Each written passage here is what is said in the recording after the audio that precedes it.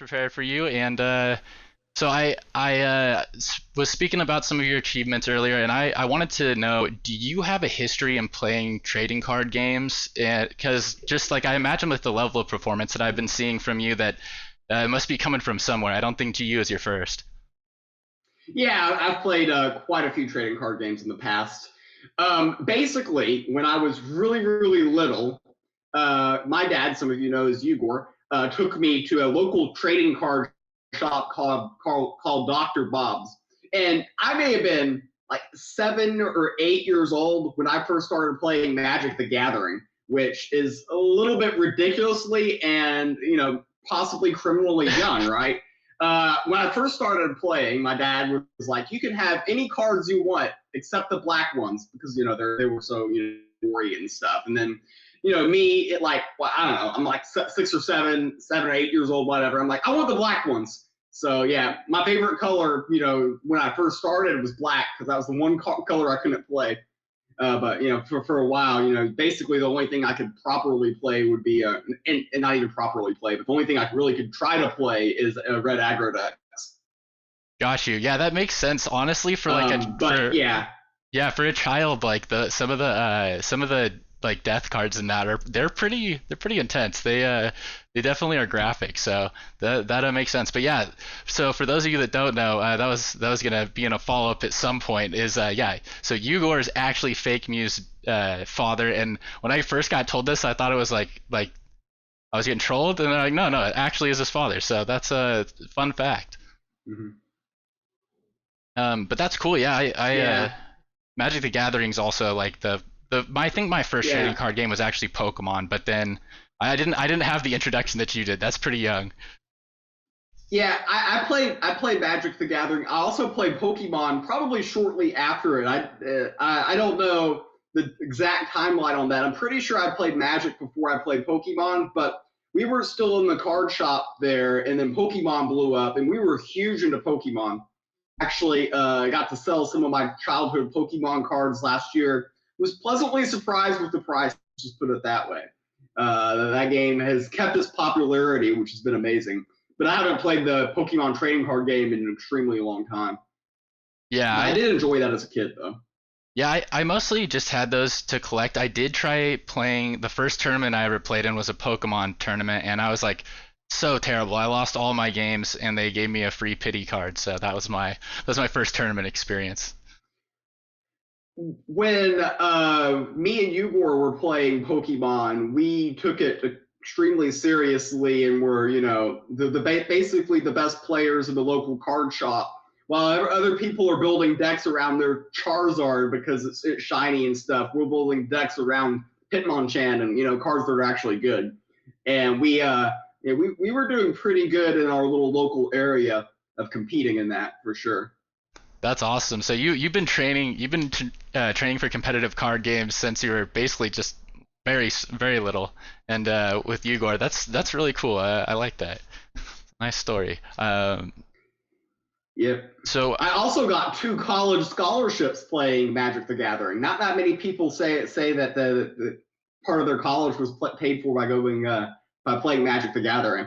what? That is So that is yeah, actually insane. So did you ever make it to like a Pro Tour qualifier, or like how far did you get in Magic the Gathering then if you were playing that competitively? I wasn't like in the Pro Tour or anything. I had won a couple of junior Super Series events, which won you $1,000 college scholarship and got you an invite to a tournament. We went to one in Orlando, and we didn't go to one year. Um, but yeah, it was just the main event, you could say. But it was pretty cool.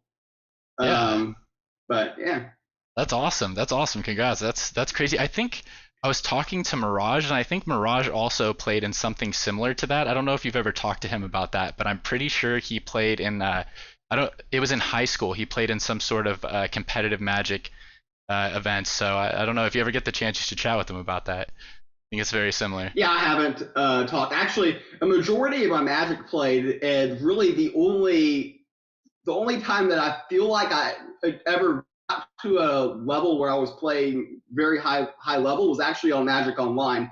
Completely had nothing to do with the paper cut version of Magic is what my dad calls it, the in real life version. Feel like I basically achieved my top level playing online. I was doing 4 drafts at a time for like certain formats for being Mosk and stuff like that. Believe like Magic 2011, around that time, was set with the Mutavaults. I was killing it.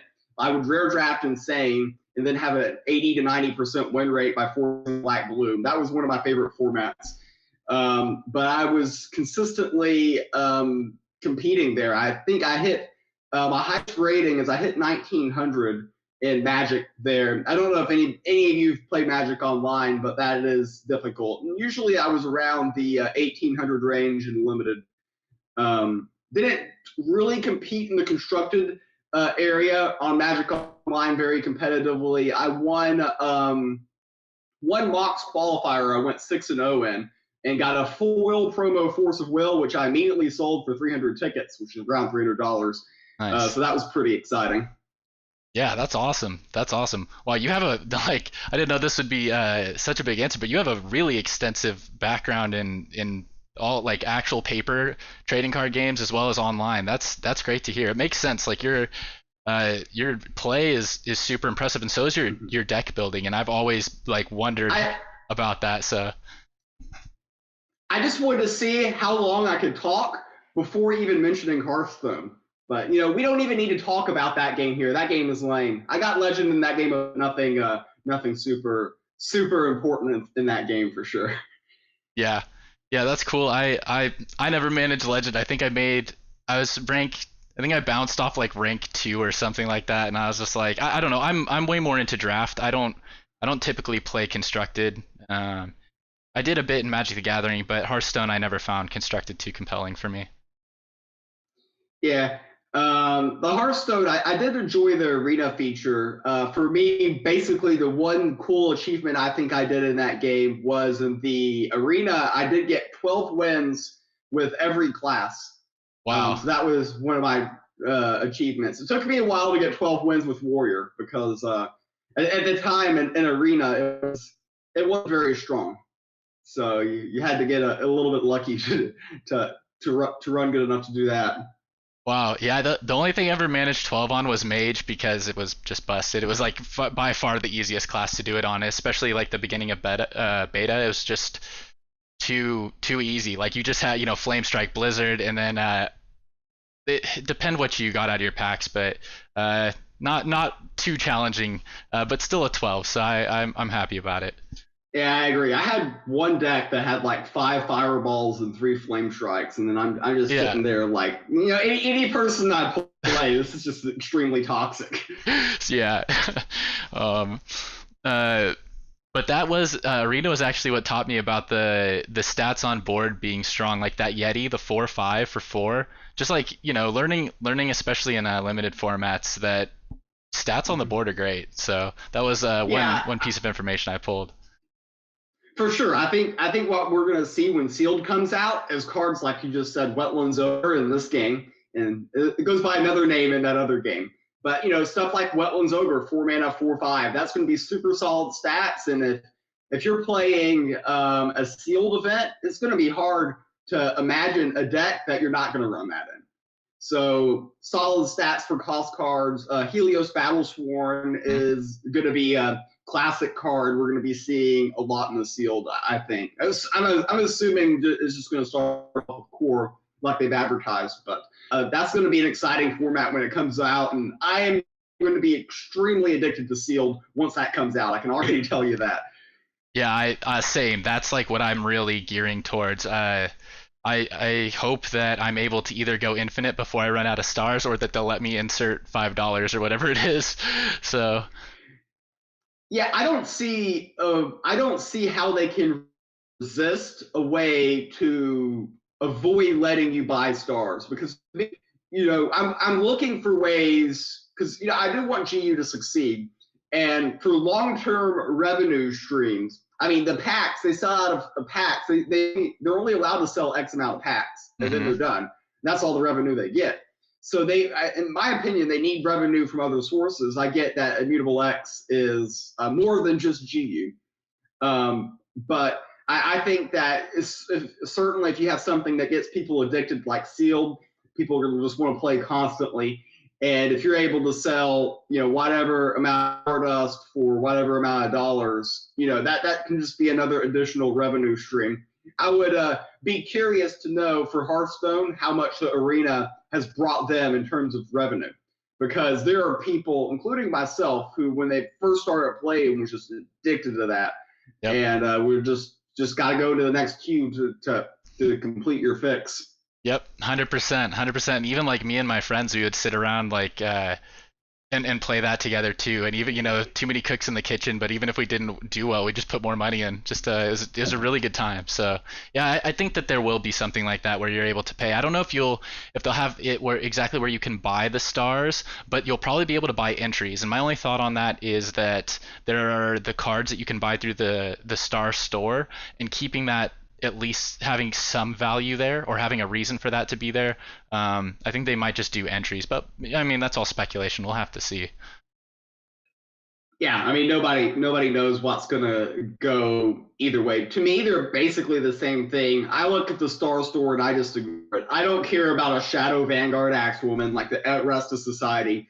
I think everyone else has bought it hoping that they could sell it. But I mean, I'm not as convinced. Like, okay, you've got a shiny card that literally everybody has a normal copy of. There's no reason anybody needs a shiny version of any of the welcome cards. So I'm a little bit more bearish on the shinies, but Ugor is proud of some of his shinies here, so we differ on that view for sure. Got you. The one place I would beg to differ. Well, so nobody needs shinies of anything, right, to play the game. So that being said, if you do get a shiny of a set that you don't have, you can play it, and there is a value there. But the one thing is, I don't see Welcome ever rotating out. So technically, it would hold more value than any of the sets after Genesis, is I would think potentially, because you could play it forever in whatever the standard format is. That's my only thought on why it might have some Yeah, value. from my understanding on the plans of the long-term plans for GU, the core, the welcome, and Genesis will never rotate out. And in theory, sets like Trial of the Gods will rotate out. Yeah. So that's basically sure the welcome cards, but the difference between the core and Genesis is the core of the welcome. They can change those cards anytime they want. They can make Vanguard Axewoman a 2-mana 2/2, and then suddenly nobody wants to play it, right? Yeah. Because the stats just aren't good. Yeah. But yeah, so that's a very good point. That's a very good point, and it's probably going to be at least some changes in core and welcome is going to be probably one of the best ways to balance, just because everyone is going to have access to the cards or will be getting access to the cards, whereas you have limited runs of other sets. So that's actually a really good point. So I wanted to also know, how long have you been playing GU for? And well, I was going to say, how'd you find the game, but I'm guessing, well, yeah, how'd you find the game? Okay, well, I actually have a story for I found the game. So I don't know how many NFL fans we have here, and I will explain everything, even if you're not an NFL fan, to a level you'll understand it. But my dad, Ugor, had around $100 left in a sports betting account that was closing down, so we weren't allowed to play. So instead of trying to withdraw $100 and getting like a $20 fee, and by the way, you had to withdraw on Bitcoin, which that later. Instead of doing that, we decided to go all in on 2 games. So he comes to me week 1, asks for what's your most confident pick, and I tell him, Tom Brady and the Tampa Bay Buccaneers are going to be the most overrated team in the NFL. They're going to be an absolute terrible team, and they're going to go 8-8. Everyone's hyping them up, and they're going to be terrible. For those of you who don't know, they ended up winning the Super Bowl that year. But anyways, week 1, we bet against Tampa Bay, and New Orleans was able to blow them out. So we were a genius. I watched all the games week 1, and we need to come up with a winner for week 2. We need to come up with a winner for week 2. And you know, I'm a Titans fan. As some of you can see in my background here, we got a Titans pillow. We got Titans stuff here. We pull for the Titans here. But week 2, the pick was clearly the Jacksonville Jaguars in my book, because I watched week 1 and seen how the Titans had played and seen how the Jaguars had played. The spread was like 10.5, and I'm like, this is the lock of the century here.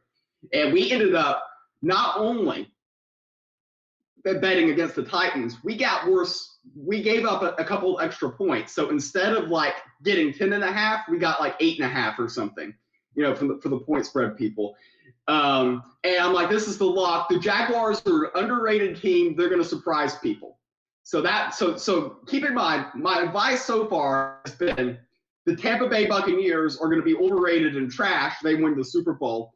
And then the Jaguars, they're going to be absolutely awesome this year and going to really surprise some people. Well, of course, at halftime of the second game, the Jaguars are down 14 points. We're not covering the spread. They look like trash. They're getting killed. The third quarter, nothing happens. The fourth quarter, the Jaguars have a miracle comeback. They tie the game. The Titans kick a field goal at the end of the game, but since we were getting like 7.5 points, we win. We cover the spread. It's not about winning the game. It's about covering the spread.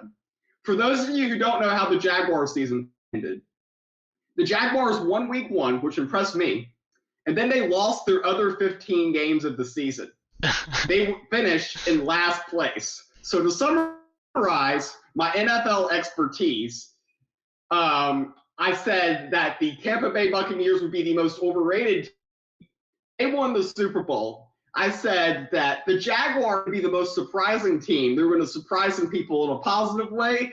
They ended up 1-15. So how does this get me to GU is what Natamali asked in the chat. And that's where I'm getting here. Yeah, I have a long story about this for sure. But anyway, Igor, since we won those 2 bets, we got $500 of Bitcoin, or he got $500 of Bitcoin. So he had to withdraw $500 in Bitcoin. So he gets $500 in Bitcoin. He's like, what am I going to do with this? I've got this silly online fake money, and what can I do with what's this Bitcoin thing? So what's this Bitcoin thing? At this time, like, neither of you were into crypto at all? Like, this is your first kind of introduction to using crypto, period? Oh, our first exposure was withdrawing from this sports betting site. Okay. We had to withdraw a Bitcoin. If we withdraw in US dollars, I would not have found GU at all. Okay. Or it would have happened in a different way. There would be a different story. But anyways, so he goes in, he researches things. What can you do with Bitcoin? Somehow he ends up on some gaming page, you know, that's talking about blockchain gaming. And then he ends up somewhere where he read an article where Gods Unchained is like Hearthstone, except you can sell your cards. And then he's like, oh, hey, you know, we might be interested in this. You know, you play Hearthstone and, you know, you can't actually sell any of your stuff. You can play this game here, which looks basically similar because you can tell there's a lot of similar mechanics. Yeah, borrowed mechanics. Yeah, true. Yeah, so yeah, I basically tried it there, and then I've been playing ever since. So nice. Yeah, that's how we found the game and how long we've been playing it for. I've been playing since October, I think like the middle of October, and I started streaming about a couple of weeks after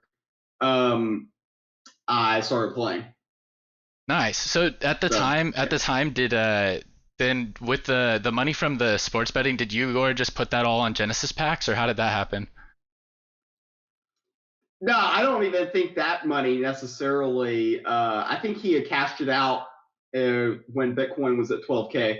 I don't think that ended up having that happy of an ending. I think I'm not sure if he moved it over to Ethereum or not. I'm not entirely sure what happened there, but it was from researching, you know, what is Bitcoin and what can we do with this weird fake internet money this fake internet. that we ended up finding God's Unchained. He didn't keep the Bitcoin and enjoy the recent run it's been on. Yeah. Yeah, fair. I mean, that's understandable though. When you see it go up and you're like, this is fake internet money. It really like needed this confirmation that it's had recently with all the institutional investment for most people to be like, oh, okay, it's not, well, it's serious fake internet money. Okay, so I wanted to touch on, you're actually my first guest that's also a streamer, and I just wanted to know if you could share your motivation for starting streaming, and is GU the first game that you've streamed?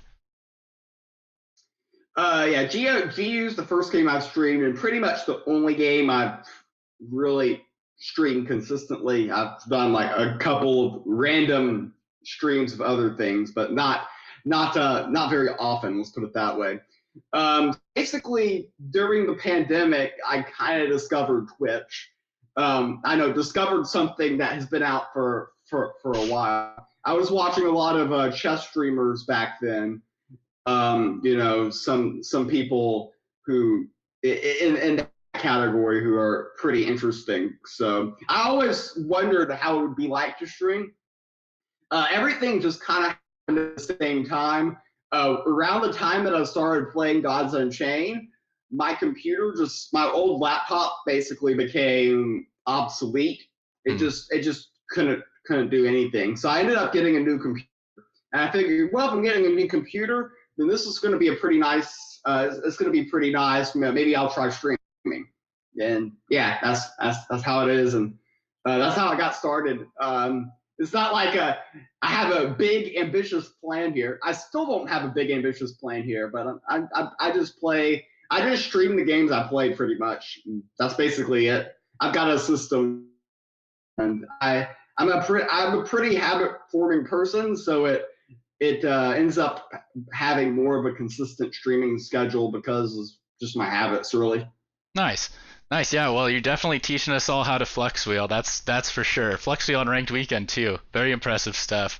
I still don't ever want to play Magic. I usually just do Don't try everything it at but home, that. by the way. Yeah, don't try that at home. You may not keep your rating. You might bump down out of Mythic. So, all right. Well, Bonk also got 20 out of 25 doing that one weekend. Just thought I would throw that out there. Really? Nice. Nice. Yeah. That makes sense. That's also, I did want to say Mews actually is Bonk's champion from the Bonk That Bonk tournament on 420. This is the highest achievement available right now for a Bonk's champion. And it may be so. Is. Yeah, it may be so for a long time. I don't know the next time Tuesday falls on 420, but it could be a while. I mean, the 420 is only going to fall on a Tuesday, one out of every 7 years. So that's going to be more rare than the Olympics. Just going to go ahead and throw that out there. And not everybody's going to have the opportunity to be a Bonk's champion on 420. So that is definitely one of my biggest honors in this game for sure. Yeah, I think we might have to. I don't know. We'll talk to Bonk about maybe a trophy or something. I think we're losing your video a little bit to pixelation, but can I still hear you? Again? Okay. I'll hit the refresh button and see if this works better. Okay. All right. Confused about why that happens. New technology. We're gonna have to talk to the professor about this one. It's going better than last time, is what I can say. But yeah, it's how it is when you're on the cutting edge. You never know.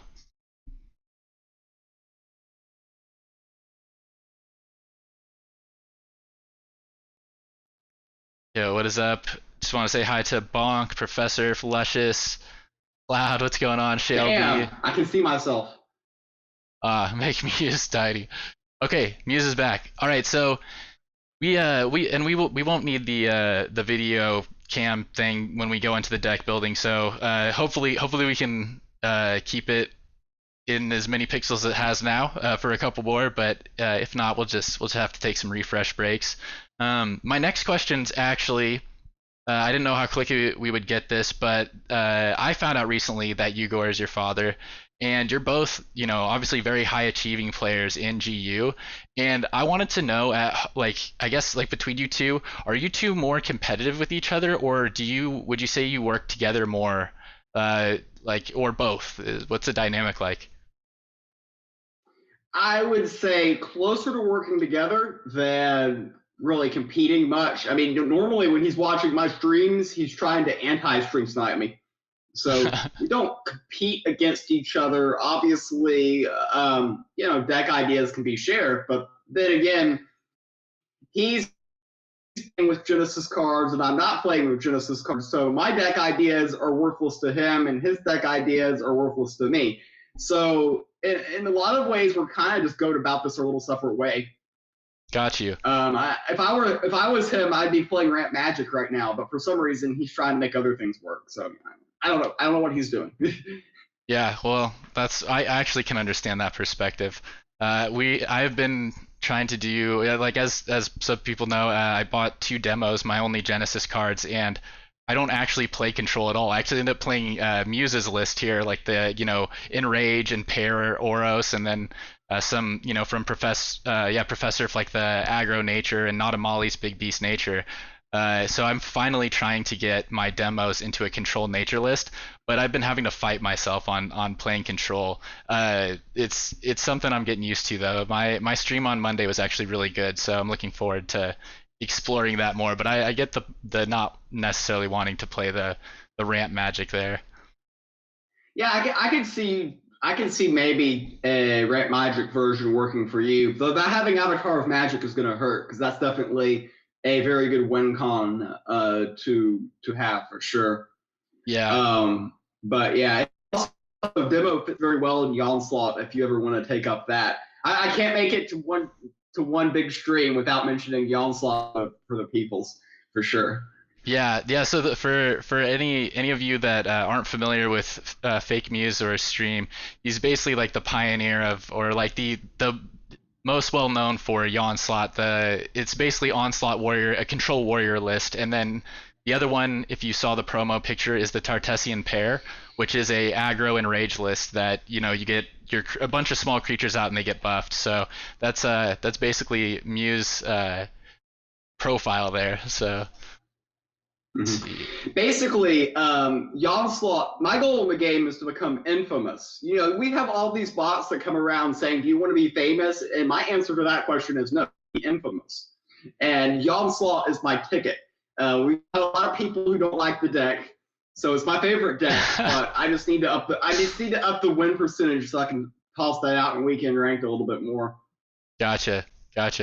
Yeah, I mean, if anyone can make a list work, it's you. I'm sure we'll see it up there pretty soon.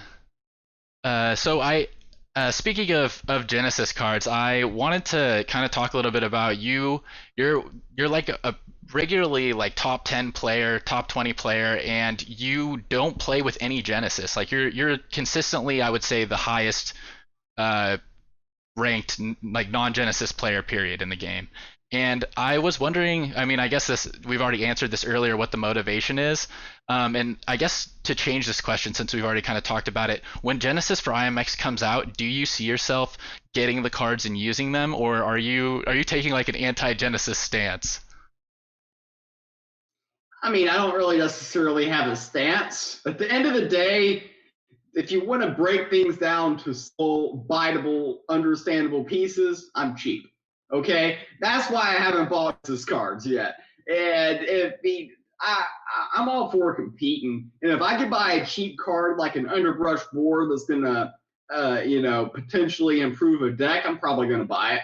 Yeah. But am I gonna pay like $20 in gas? No. I mean, come on. That's fair. I'm pretty cheap. I've actually when I first started the game, in October, Ugor was buying all these cars, and then I'm like, I'm gonna wait for IMX and just buy them with no gas because I thought that was the way to go. I didn't realize how long it would take. I might have bought some staples when gas was a little bit cheaper. I knew how things were going to go. That being said, the ETH that I bought and set aside did pretty well in that time frame. Yep, absolutely. I had bought a little bit of ETH, I think a bit before that, and that's just been, yeah. So that's a hard one to say, right? There's only, I feel like, a couple of cards that may have increased proportionately or better to ETH in the time, so you're probably fine having just sat on the ETH and then, like, the amount you're saving on fees, I legitimately paid like $60-something the last demo that I bought, so I Mhm. spent like $120 just in gas fees. Like, how many useful cards of ETH is that? It's just yeah, feels bad. So I understand that Yeah, perspective. it's tough. We need to hopefully have this IMX process, pick up some steam here. If anybody in chat wants to help us out with that, wink, Yeah, wink. yeah, I It can't. would be nice for sure. Yeah, I can't wait for it. It's gonna be good. So I would say that one of your most notable strengths as a player, at least from my perspective, is your deck building. You built every archetype from like Control Warrior to Nature Zoo, and like you even make meme decks work really well. And I wanted to know, like, what is your mindset or your deck building approach when you go into this? Is there anything in particular that you could say is like some key factors or points in like when you're constructing a list, how you go about doing that? I mean, generally, I just start with a theme. So, if I'm building, like, for instance, some decks just start out as a meme and then just play better than I would expect, like the pair deck. I'm like, this card looks cool and nobody's playing it, so I decided to build a deck around it. It started out as a complete meme, and now has become not only a regular deck in my repertoire, I'm actually seeing some other people copy it. So that's for instance, other decks like the Ghostly Chariot deck or stuff like that. You start off with an idea and you just try to build around it. Um, and even if you look at my fast nature deck that I play right now, I basically am like, hey, I want to build a fast nature deck. What cards can I put in there? And then I do some trial and error play testing where I'm just playing against the ranked. And then what I like to do is I like to look at cards that I draw throughout the game, and then I'm like, am I happy to draw this? Mm-hmm. Like for instance, the big one for me was the best friends. So that was a card that I was auto including in every aggro nature deck because it seems like it should fit, right? But I was finding it very rare to be in situations where I was happy to draw that card. Yeah. And I feel like when I remove that card from my deck, it made my deck a lot better. I get asked a lot of people, why aren't you running best friends? And it's just like, I just don't think it's that good. And that's the reason behind it. So a lot of it's just trial and error too. And I've played a lot of limited, draft, sealed type of formats from, Magic the Gathering, Hearthstone, other games like that. So the deck building is natural when you're playing formats like that. Yeah, I hear you on that. I was trying to run Steadfast Scout in Nature, and I just can't justify the upside potential over a 3/4 for 3 that you're getting a 3/5 for 3 if you have two other creatures. Otherwise, you're getting a 1/3, and it's just like I cannot justify the risk to reward ratio on that card. And it's like, but it's a 3/5 for 3, and I never have used that card successfully. So I know some people make it work, but it's just one of those cards that I feel the same way. Whenever I get it, I'm like, I would have rather drawn pretty much something else every time. Yeah, I agree. I basically just put the goat in that nice little three spot, because the goat, after the buff making it a 3/3, I think is a very annoying card. If you're able to get control of the board and drop the goat, your opponent's in a lot of trouble. They either need to have a way to remove it from the board, or every turn, if they play a creature, they're going to take 2 damage immediately. And it's really going to make your board control job a lot easier. Yeah, I actually like it quite a bit. I think it's kind of funny. I've heard critiques sometimes over certain cards that from lists that you've used like for pair, like for instance pair, or I guess goat. You could say people would say it's like a win more card, more so the pair than the goat. But like you have to like have established board control. That being said, it's like it with the functionality, I could see that being the perspective, but with the functionality of it, it's kind of like it's the thing that seals the win for you or gives you that presence. Like you're able to establish the board control with the goat, and then if the goat lives, like you pretty much won the game because you're chunking off that extra health every time. But yeah, I don't know. I'm kind of getting going on a tangent with this one, but Yeah, well, the pair in particular, you don't need as much stats on the board to get value out of it as people think. If you're mm, able to get 4 or 5 buffs out of it through its lifespan, you're doing pretty good. yeah, Just the thought. I mean, obviously, the dream scenario is you're 6 wide and drop the pair. That rarely happens. Yeah. I mean, but it also synergizes well with some blitz cards in my deck as well. There's been situations that the pumping gets me out of the AoE range for my opponents and stuff like that. That's another thing to consider as well. So, because most of that deck is going to be very, very vulnerable to any type of AoE removal my opponent's going to have. Yeah, 100%, 100%. It's like you're kind of racing to either get the stats or kill them before like an asterisk comes out or before Yeah. hunt or anything like that. So being able to pad the health up really does make a difference, especially against cards like hunt. Or like say if you get wildfired and like being able to outrace or outpace the burn on some of your creatures if they've already lived it. I don't know. Just throwing out some examples, but yeah, it's definitely not. I don't know. It's a fun card. I'm It definitely actually is. personally unsure if it's better than Blade of Sticks. I'm still on the fence about that.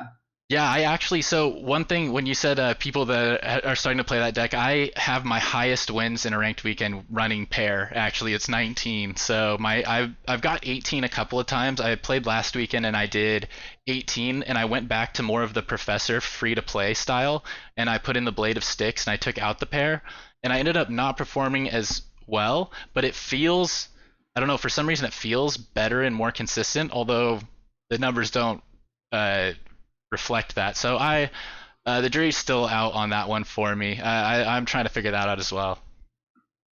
It's just a weird deck. I like it because of how fast it is, but Yeah. I mean, I have I have a love-hate relationship with my two main weekend decks right now. My pair deck and my nature deck are both hovering around 83% right now. So basically, they're doing the exact same thing, so I can't choose between them. And then I basically go tilting from one deck to the other. So that's usually how it is. I'll probably play both this weekend again. Split it. I'll tilt with like my confused creatures or something and feel like I need to play the pair. Then I'll tilt with the pair when it loses to one board wipe because the deck has no rebuild capability. It either gets there or it doesn't. Yeah. It, Yeah. I dislike the flexibility of that deck. That's why I kind of want to get back into control more. But realistically, I just can't justify it at the moment with my win rates, my control. It's just not the same. I mean, 83% it's a high bar, regardless. So it's just tough to argue against those decks. Yeah. Fair. Fair. So this is one that I thought would be fun for you to talk about, and I want to know some more about, because I know, like, I've heard from other people, I've heard from you talking about it a little bit, that you played both GU and chess at the same time, and I'm pretty sure, I could be wrong here, but I've heard something about either you're playing ranked weekend with chess at the same time or a chess tournament with ranked weekend or something like that. Could you tell us more about that? Well, I haven't played a weekend ranked with chess at the same time. Basically, during the week, a lot of times I play chess and Gods Unchained at the same time, just because I can. Hmm. It's I don't know. And there's no real reason to it. I like playing both games, and for me, playing online chess itself is kind of slow, and I need something to distract me. So I'm kind of playing chess, but I need Gods Unchained to distract me from the chess, which isn't very good for my chess game. I But imagine. anyways, I think what people were talking about, I was playing in the Alabama Blitz Championship Series, whatever they're calling the tournament now, the Event 4 last week, and I was playing one of my Gods Unchained matches from the Champions League. I was doing that at the same time. And since both of those tournaments were at the same time, I either had to choose one, or play both. So I decided to play both. That's And awesome. yeah, unfortunately, the chess and the Gods Unchained didn't go so great. I had 2.5 out of 3 in the chess, and then lost my final 2 rounds. And Igor over there is blaming my Gods Unchained for those 2 other losses. Man, I just got beaten by people who are a little bit more higher rated than me, unfortunately. But it's always nice to have an excuse, right? Yeah, this is just a quick out, no big deal. But yeah, that's cool to hear. Playing a chess tournament and not weekend ranked, but a GU tournament on the weekend at the same time. That's cool stuff. That is really cool stuff. I have, so before we get into the deck building segment, I actually have one last question. I didn't prep you on this. I like to do a fun one at the end.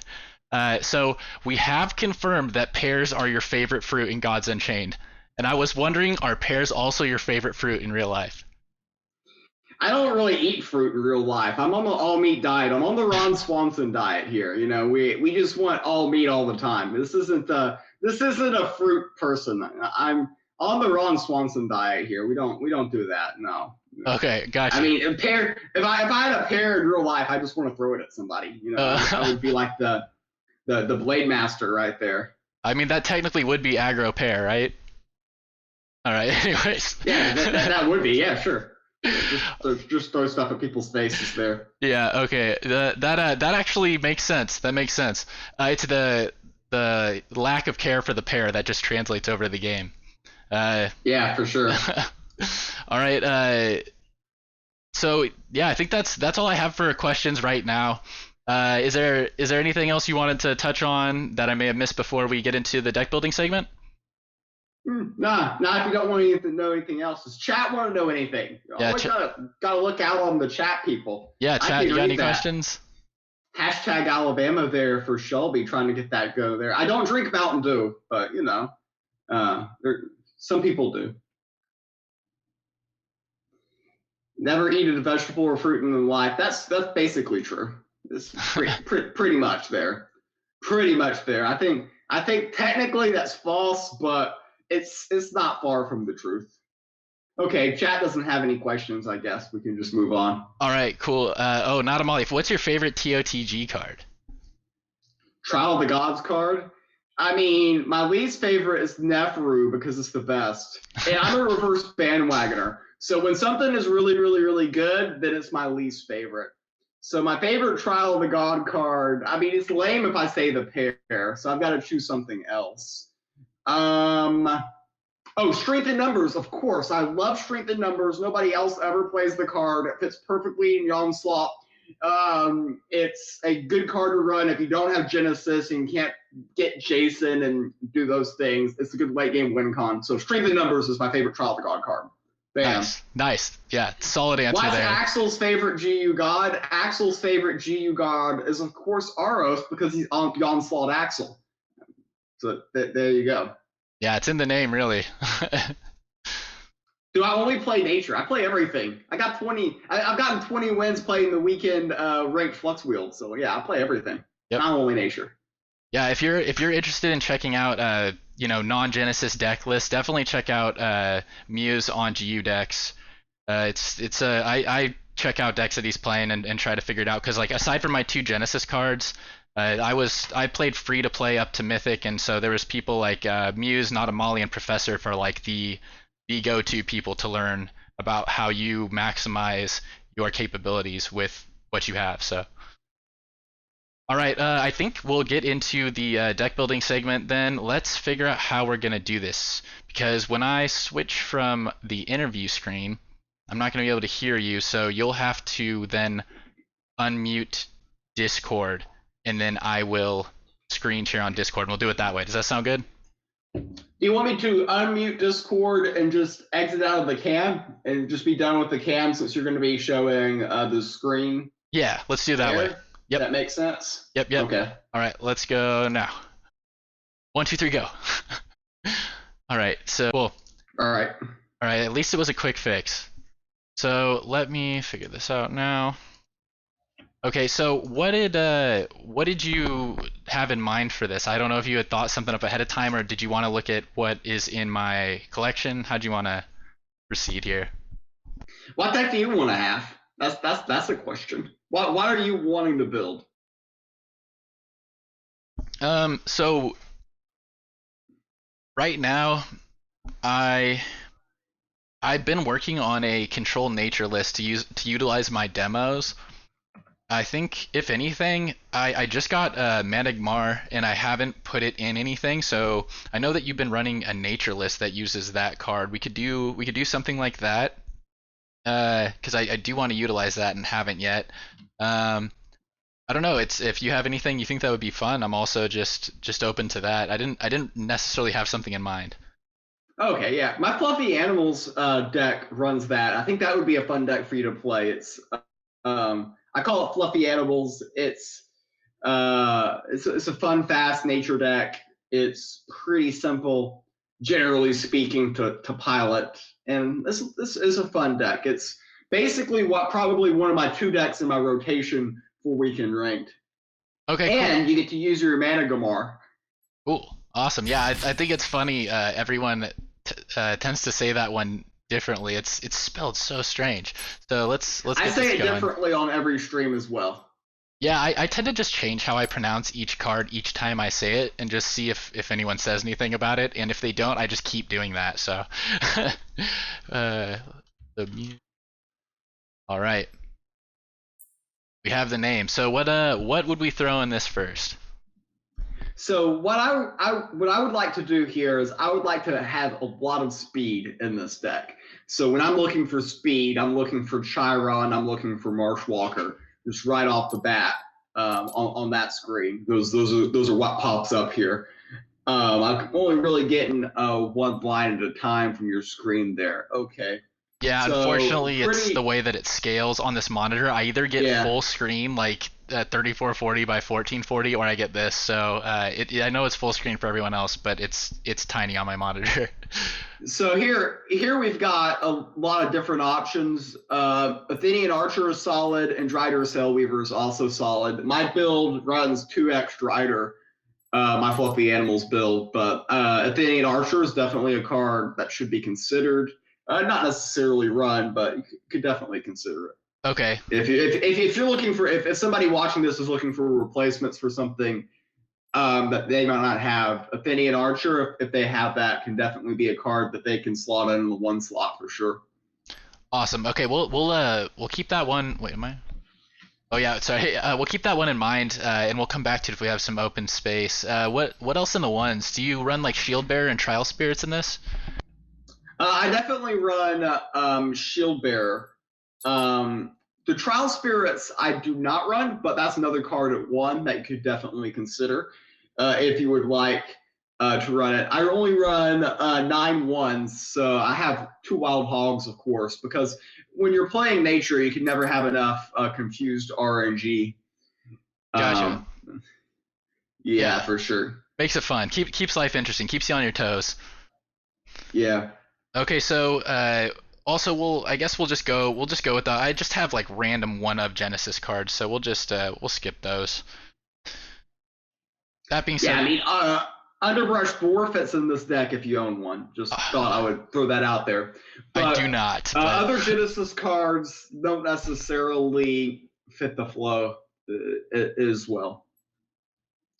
So yeah, pretty much every nature deck starts with 2x Canopy Barrage in there. This is, of course, going to be no different. I always got to get the Black Jaguars in there as well. you can just a real quick. You can see my 7 Arrow of Rage. This is I think the only rare that I have more of than Card Shark. I don't know why it is, but Interesting. there's like other cards that I have zero of. Like I have no Void Banshees. I have uh, 7 Arrows of Rage though. So if anyone needs any, you can have them.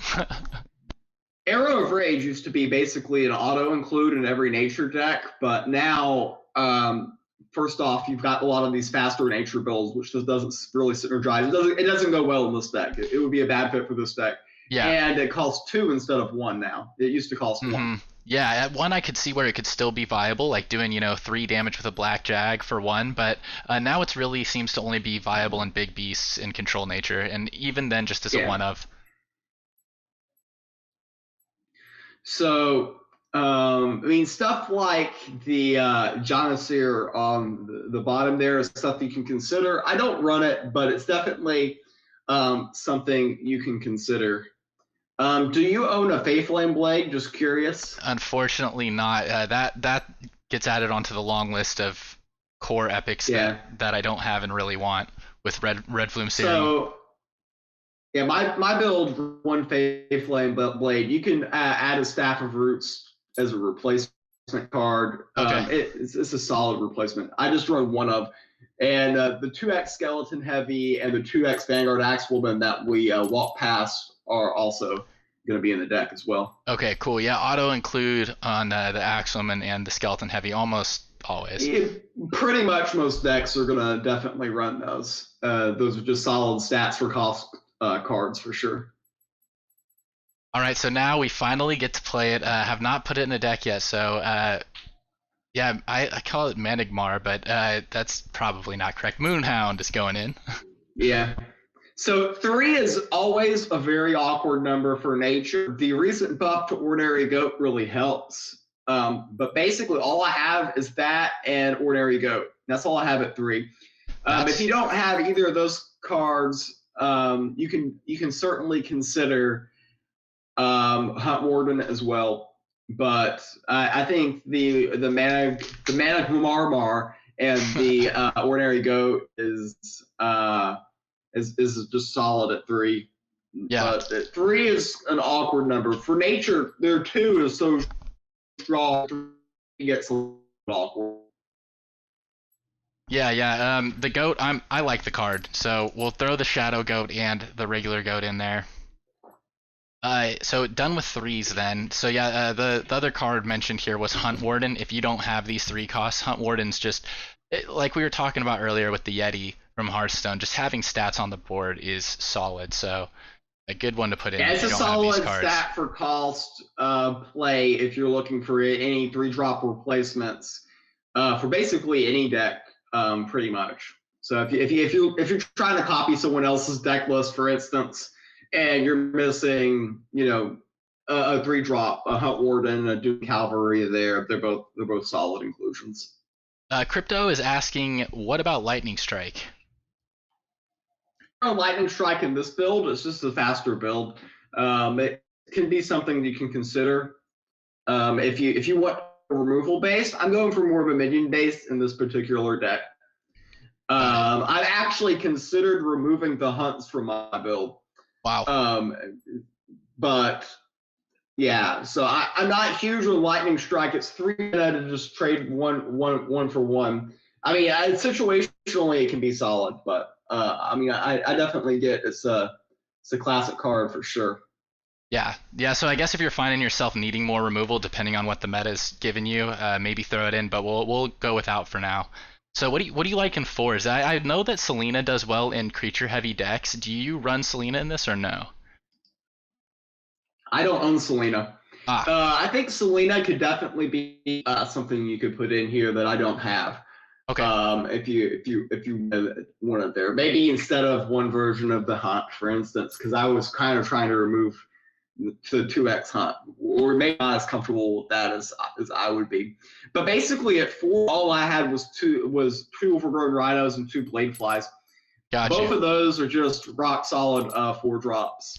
Got you. Okay. Well, what do you think? Should we try the Selena or should we go with that? What's your call on this? Because I like to get your insight on the deck building. I like Selena, especially you got a lot of confused creatures. I think there can be there. The one thing is it might not fit the aggro theme because she isn't really a speed card, so it's a little bit awkward. It doesn't have synergy. She doesn't have synergy with Firewine, though. I could see it either way. I could see her also working well with the fact that we have a lot of confused creatures. We're going to have a very wide board, and it's going to be hard to remove Selena from the board.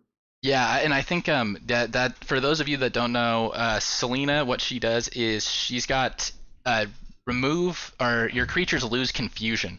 So that's helpful when you have hogs and blade flies and stuff all over the board. You can drop Selena, remove that confused, and aim is absolutely true.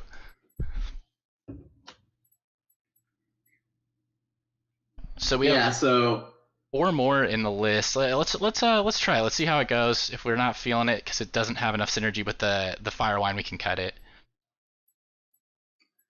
We must have missed something. Oh no, never mind. I see. Yeah, we have 5. I have 5 drops, which was interesting. I forgot I did. But I have 2x Hunt, 2x Jagstaff, and 1x Firewine. Perfect. Firewine's a little bit of that card. Okay, I only have one Firewine, so that's gonna go great. So 1 times You Firewine. don't want to run 2 of those. It's questionable running 1.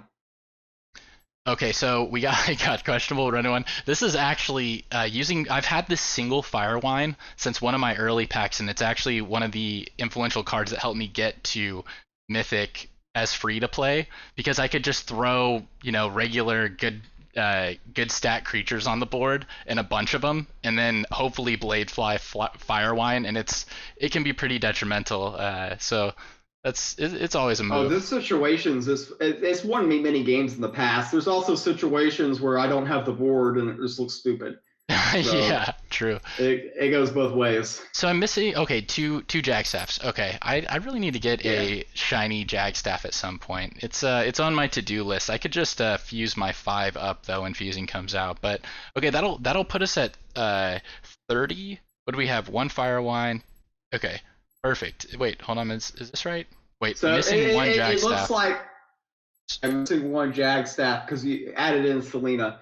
One option is just to also it messes with the curve a little bit, but you could remove the Staff of Roots. It's not a super important card. I had a Faith Flame in there in my original build. Got you. Yeah. You were also saying you were thinking about cutting one of the hunts. Do you think that would be smart here, or do you think that's a lot riskier than the staff? I mean, it could really go either way. It's just your preference. This deck is so minion focused that a lot of times if you can get good value out of the hunt, then things are not going well. Got you. So it's kind of a weird situation. But I mean, it can be very useful at the same time too, of course. Okay, let's. Everyone's had an epic hunt that has turned the game for sure. Okay, let's try single hunt and see how it feels. If we'll see how it goes there. All right, so this should be. Let me make sure I click the right things here. Sometimes I accidentally exit out here, and it's really sad for everybody. So, all right, let's go ahead and queue it up. See how we do. All right, this happens. This also happens every time. See, you get that error where your deck is OP. It happens to me all the time. Oh, okay. It's the deck building is just too strong. Yeah. They don't want you to play. That's the problem. Yeah, that makes sense. That makes sense for sure. Okay, thank you for clearing that up. I was wondering. This does happen when I net deck, so that's that's exactly for sure.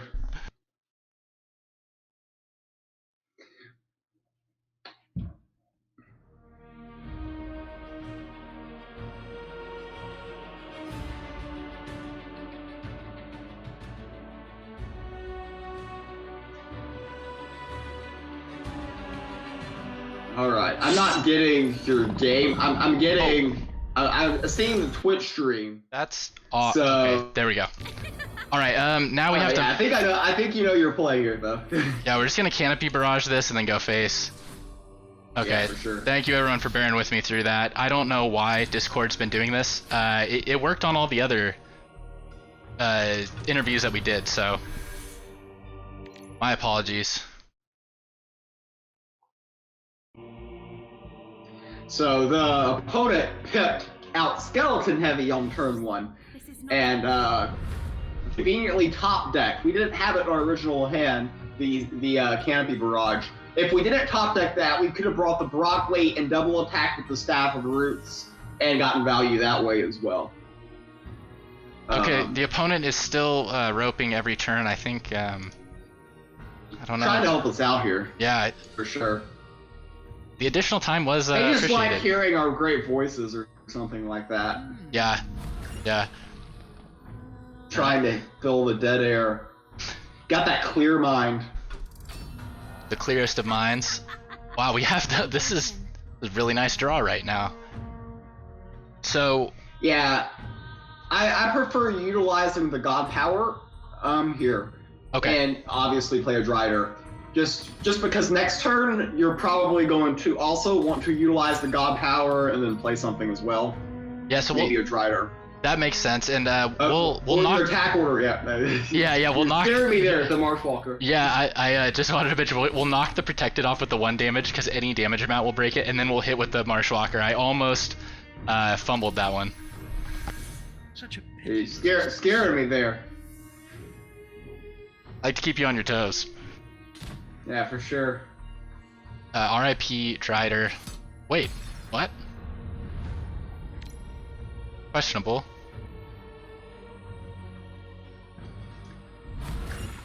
Yeah, I would have if I was him, I would have definitely taken out the Drider. I mean, really, you can just Staff of Roots twice into the Axewoman and be fine. Yeah. Then you just use the God Power. Yeah, I like that better because if we hit here, we put this into Star Shard bolt range, and otherwise we don't lose it right now. So I do like that better. We don't really care about life. Like, we lose the game by losing the board. Yeah. Yeah, for sure. Let's do that. For sure. You've got to push as much damage as you can before they can get to the 6 mana mark, which is where Magic likes to have their fun. Alright, and we are way ahead on favor. One of the nice parts about going aggro, if you don't lose your creatures, you're getting that 3 favor every time you hit face. I mean, I think there's going to be a legitimate chance that you can buy highest giant here and get it as a 9/9 with ward, which is going to be a problem. Maybe the reason why they went into the 1/1 last turn was because they had the Marine for that situation. That could explain what they were doing. Gotcha. What do you like with this current board state? I think that we have the issue of the confused creatures. I like attacking with the Eagle first and seeing where it goes. And I mean, trying to run it into the 3/3 makes a lot of sense to me. Okay, so try to run this into the 3/3. It goes face. Aim is true. Because if it hits, then okay. Well, yeah, it went face. Okay. Yeah, I guess we see where the Badger aims for face. Okay. For sure. Nice. And so it did go face, or it didn't? It did. It hit face. So where do you want to go with the tree or the broccoli and the plant? The tree takes out the Drider, and then we just play a Rhino and a Drider here. Okay, cool. And then plant will go face. Go as wide as possible. Cool. Yeah, plant goes face as well. Nice. And it's looking pretty good for us to be able to get that Pious and play it here, like by turn 6. Yeah, for sure. Ooh. With this deck, it's in nature decks in general, I think it's a good idea to consider attacking with your confused creatures first. They might be giving us reason to just play the Hunt next turn because this is not a very high value card in most situations. Yeah, I hear you. Especially now. Yeah, I think do we know if they have any pips left? Because there could be some value in keeping or in shield bearing our Overgrown Rhino out of Astric Implosion range. What do you think about that? I don't know. I just like getting the Hunt here. See, the thing is even if they Astric the Rhino, your Marshwalker and Shield Bearer live. So you're getting if you attack face right now, you're gonna get 11 points to the face, so he's gonna go to 6. Yeah. Just by clearing with the Hunt and going face. I like it. That's very true because we already retained these two, and then we're gonna go into the Pious. Should we buy it now? I feel like, is that bad to do? Let's see. It's not bad to do. It's just optional. I mean, I don't think that they were going to be able to even get to it. They can't. They're just going to concede. All right. Well, we get the win. I mean, that's just a fast draw. That's how you beat Magic for sure.